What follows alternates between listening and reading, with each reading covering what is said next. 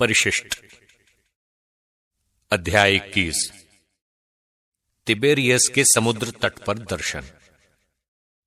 बाद में ईसा तिबेरियस के समुद्र के पास अपने शिष्यों को फिर दिखाई दिए।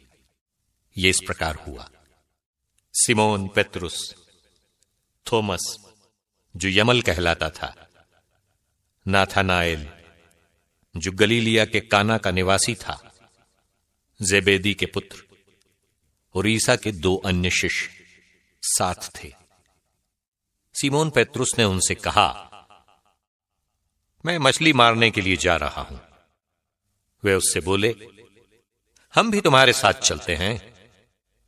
वे चल पड़े और नाव पर सवार हुए, किंतु उस रात उन्हें कुछ नहीं मिला।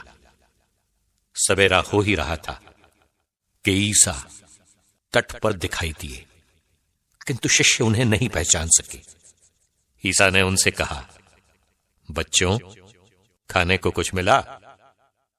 उन्होंने उत्तर दिया, जी नहीं। इस पर ईसा ने उनसे कहा, नाव के दाहिनी ओर जाल डाल दो और तुम्हें मिलेगा। उन्होंने जाल डाला और इतनी मछलियां फंस गईं कि वे जाल नहीं निकाल सके। तब उस शिष्य ने, जिसे ईसा प्यार करते थे, पेत्रुस से कहा, ये तो प्रभु ही है। जब पेत्रुस ने सुना कि ये प्रभु हैं, तो वो अपना कपड़ा पहनकर, क्योंकि वो नंगा था, समुद्र में कूद पड़ा। दूसरे शिष्य मछलियों से भरा जाल खींचते हुए डोंगी पर आए। वे किनारे से केवल लगभग 200 हाथ दूर थे। उन्होंने तट पर उतरकर वहां कोयले की आग पर रखी हुई मछली देखी और रोटी भी। ईसा ने उनसे कहा, तुमने अभी अभी जो मछलियां पकड़ी हैं, उनमें से कुछ ले आओ। सिमोन पेत्रुस गया और जाल किनारे खींच लाया। उसमें 153 बड़ी बड़ी मछलियां थीं और इतनी मछलियां होने पर भी जाल नहीं फटा था। ईसा ने उनसे कहा, आओ जलपान कर लो। शिष्यों में किसी को भी ईसा से यह पूछने का साहस नहीं हुआ कि आप कौन हैं। वे जानते थे कि वो प्रभु है। ईसा पास आए, उन्होंने रोटी लेकर उन्हें दी और इसी तरह मछली भी। इस प्रकार ईसा मृतकों में से जी उठने के बाद तीसरी बार अपने शिष्यों के सामने प्रकट हुए। पेत्रुस को परम अधिकार। जलपान के बाद ईसा ने सिमोन पेत्रुस से कहा, सिमोन, योहन के पुत्र, क्या इनकी अपेक्षा तुम मुझे अधिक प्यार करते हो?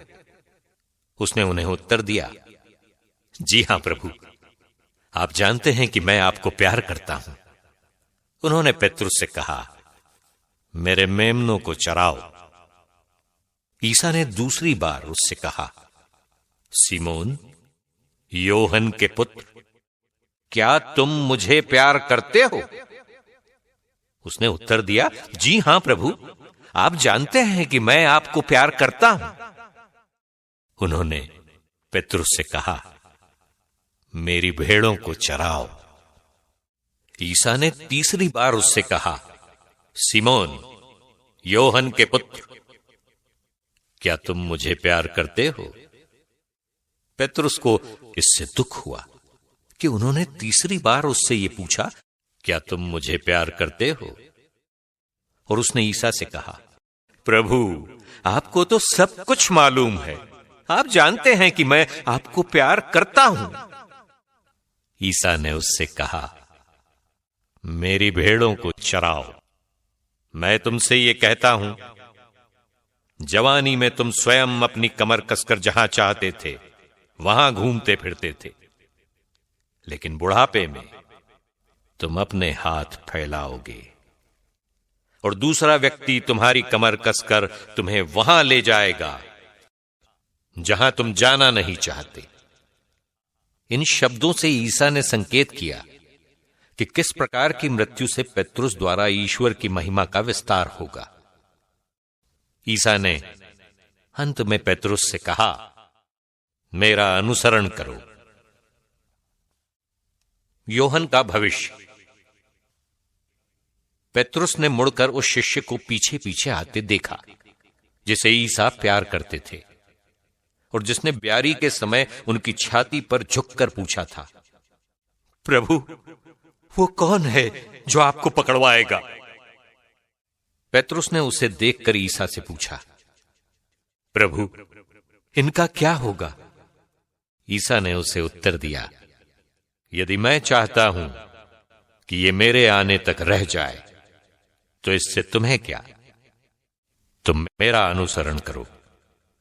इन शब्दों के कारण भाइयों में यह अफवाह फैल गई कि वो शिष्य नहीं मरेगा, परंतु ईसा ने यह नहीं कहा कि ये नहीं मरेगा, बल्कि ये कि यदि मैं चाहता हूं कि वो मेरे आने तक रह जाए तो इससे तुम्हें क्या? उपसंहार। ये वही शिष्य है जो इन बातों का साक्ष्य देता है और जिसने ये लिखा है।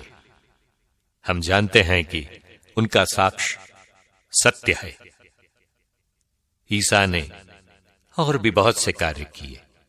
यदि एक एक कर उनका वर्णन किया जाता तो मैं समझता हूं कि जो पुस्तकें लिखी जाती वे संसार भर में भी नहीं समा पाती।